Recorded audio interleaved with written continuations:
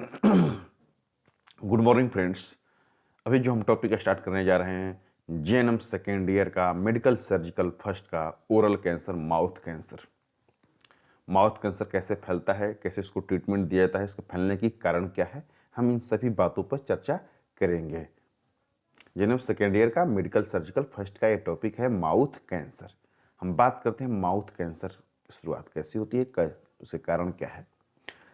पहले आप इस फोटो को देखिए अच्छे से कि देखिए माउथ कैंसर का जब शुरुआत होती है तो आपके मुंह के अंदर कुछ ना कुछ बदलाव आएगा। देखिए इस फोटो में मुंह के अंदर इसको बहुत बड़ा छल्ला पड़ गया है, घाव टाइप का दिखाई दे रहा है। इस टाइप का पहले आपके मुंह के अंदर बनेगा, मुंह के अंदर छल्ला पड़ेंगे, मुंह के अंदर घाव बनेंगे।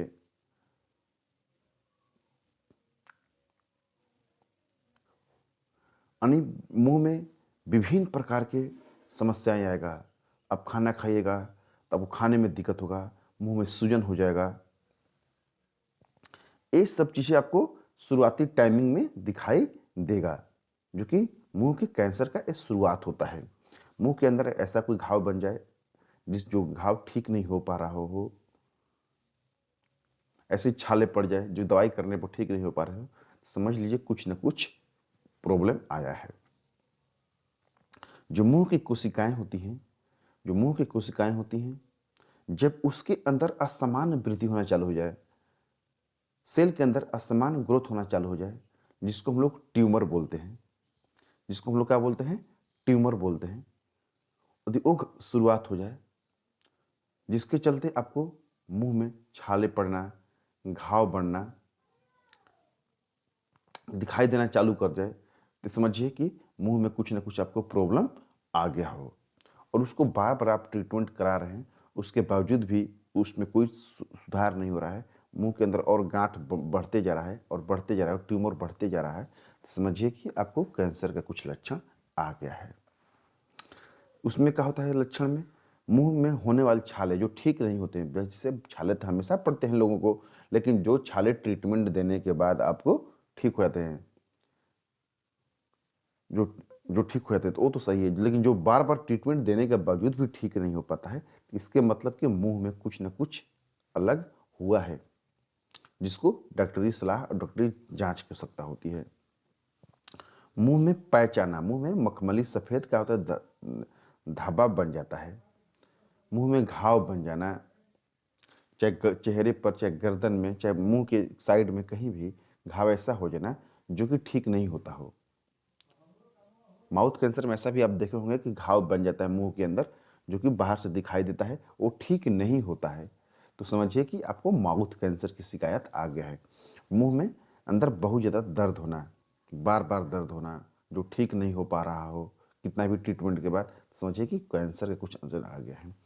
उसके बाद कारण आपके शरीर का वजन घटना चालू हो जाए, मुंह में असमान बदलाव आना चालू हो जाए, गांठें पड़ जाए, पपड़ी पड़ जाए, मुंह में कटाव हो, जैसे छाले पड़ जाते हैं, कटाव पड़ जाता है, गांठें पड़ जाती हैं, ऐसा हो, मुंह से खून आना चालू हो जाए, ब्रशिंग कर रहे हैं तो ब्लड आ रहा हो, आपको दर्द होने लगे, सुनापन की शिकायत आ जाए, मुंह में चबाने में आपको कठिनाई हो, घबराहट टाइप हो, ऐसी परिस्थिति में गर्दन में गांठें पड़ना चालू हो जाए, तो ऐसी जब स्थिति आपके शरीर के अंदर आना चालू हो जाए, मुंह के अंदर आना चालू हो जाए, तो मतलब समझ जाए कि आपके मुंह के अंदर कुछ ना कुछ विशेष बदलाव हो रहा है, जो कि कुछ एक्स्ट्रा ही संकेत दे रहा है कि आपको अंदर कुछ ना कुछ बीमारियां विकसित हो रही है।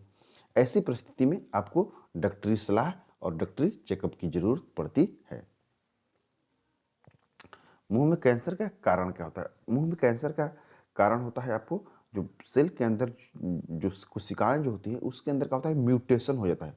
उसके अंदर म्यूटेशन होने के चलते जो ग्रोथ होती है अनकंट्रोल हो जाता है, और अनकंट्रोल ग्रोथ करने के कारण मुंह के अंदर क्या होता है, कैंसर का रूप धारण कर लेता है। और उसके पीछे कारण होता है आप बहुत ज़्यादा मतलब सिगरेट का सेवन करते हैं, तंबाकू का सेवन करते हैं, गुटखा का सेवन करते हैं, जिसके चलते इसका प्रभाव देखा जा रहा है कि ज़्यादा होता है। जो व्यक्ति बहुत ज़्यादा मात्रा में सिगरेट पी रहा है, तंबाकू पी रहा है, गुटखा खा रहा है, तो उसको ओरल कैंसर होने का संभावना ज़्यादा रहता है, क्योंकि ये सब क्या करते हैं कि कोशिकाओं को क्या करते हैं, क्षति पहुंचाते हैं, कोशिकाओं में म्यूटेशन कर देते हैं, जिसके चलते आपको इस टाइप की समस्या आने का डर रहता है। जो व्यक्ति बहुत ज़्यादा शराब पीता है, जो व्यक्ति ओरल सेक्स करता है, जो व्यक्ति बहुत ज़्यादा सूरज के प्रकाश में रहता है, उसको भी डर रहता है, क्योंकि सूरज की जो किरण होती है उसमें यूवी रेज की संभावना रहता है, जिसके चलते क्या होता है, म्यूटेशन होने का डर रहता है। आपकी कमज़ोर आपकी प्रतिरक्षक क्षमता भी होता है। यदि शरीर में आपकी प्रतिरक्षक क्षमता कमज़ोर है तो उससे भी आपको क्या होता है, शरीर में विभिन्न प्रकार की बीमारियां होने का डर रहता है, जिसके अंदर आपको ओरल कैंसर भी हो सकता है।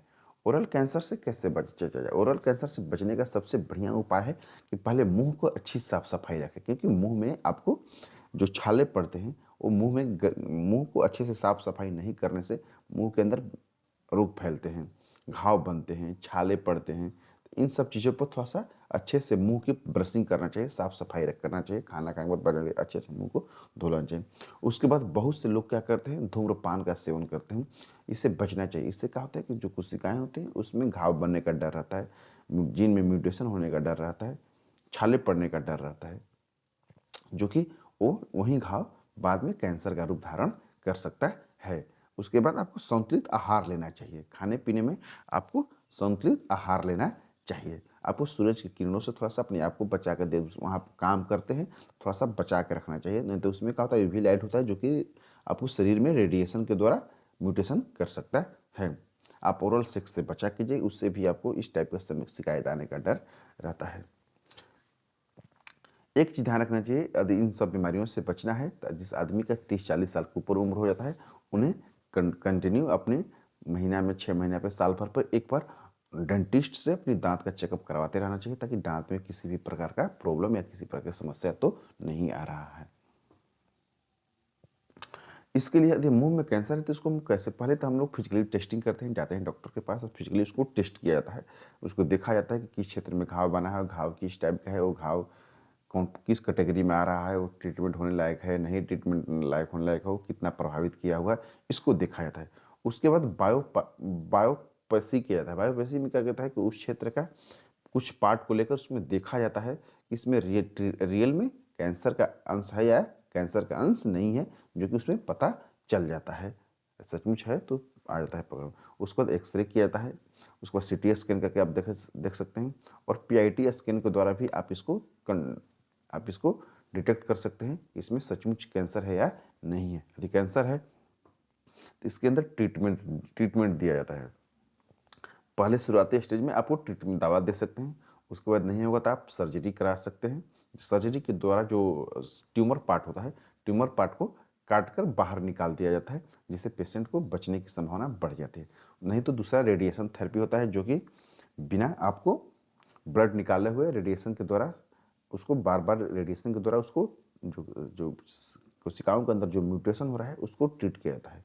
फिर नहीं तो केमोथेरेपी किया जाता है, जिसमें आपको मेडिसिन दिया जाता है शरीर के अंदर, और उसको जो कोशिकाओं जो अनकंट्रोल ग्रोथ होती है उसको रोका जाता है, ताकि जब तक से कोशिकाओं रुकेगी नहीं, कोशिकाओं को नष्ट नहीं किया जाएगा, कैंसर कोशिकाओं को, तब तक से वो बढ़ते रहेगा और एक दिन पेशेंट का डेथ हो सकता है। तो इसको ट्रीटमेंट केमोथेरेपी के द्वारा देता है, रेडिएशन थेरेपी के द्वारा दिया जाता है, या तो सर्जरी के द्वारा उसको पूरा का पूरा कैंसर सेल को हटा दिया जाता है। Thank you. इस टॉपिक को आप लोग अच्छे से देख लीजिएगा। यदि आपको अच्छा लगता है तो सब्सक्राइब कीजिए, लाइक कीजिए और शेयर कीजिए।